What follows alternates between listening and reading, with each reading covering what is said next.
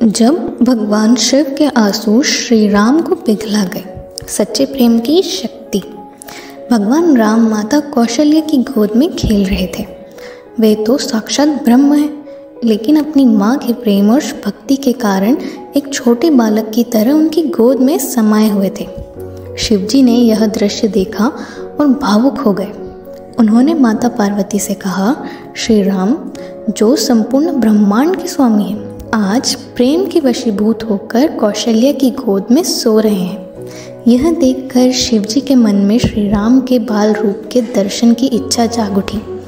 शिवजी की इच्छा और महल में भीड़। शिवजी साधु का रूप धारण कर माता कौशल्या की महल की ओर बढ़े, लेकिन वहाँ बहुत भीड़ थी। हर कोई श्री राम के दर्शन करना चाहता था और केवल चुनिंदा लोग को ही अंदर जाने दिया जा रहा था। शिवजी सोचने लगे, मैं इतनी दूर से प्रभु के दर्शन के लिए आया हूँ, लेकिन मुझे भी अंदर जाने नहीं दिया जा रहा है। शिवजी की प्रार्थना। थोड़े दुखी होकर शिवजी सरयू नदी के किनारे बैठ गए और भगवान राम को पुकारने लगे, हे प्रभु, मैं आपके दर्शन के लिए आया हूँ, कृपया दर्शन दीजिए।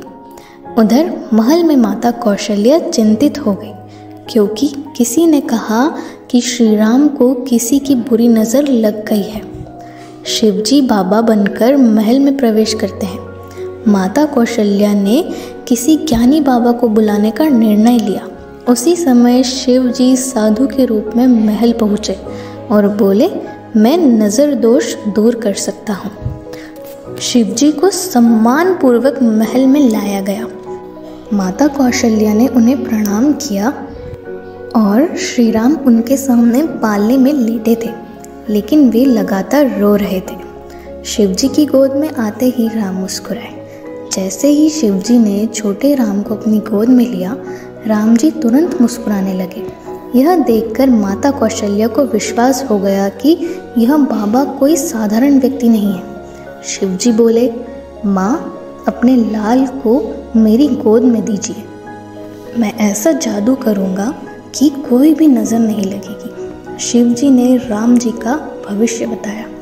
फिर माता कौशल्या ने शिवजी से पूछा, बाबा, क्या आप बता सकते हैं कि मेरे पुत्र का भविष्य कैसा होगा?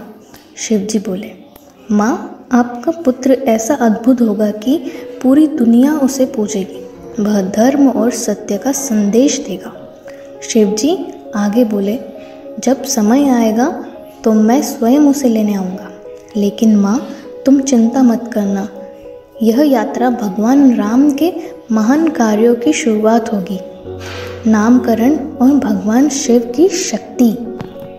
इसके बाद महल में नामकरण संस्कार का समय आया। पूरे महल में खुशियाँ छा गई। इस तरह भगवान शिव की भक्ति, प्रेम और करुणा ने भगवान राम को भी पिघला दिया।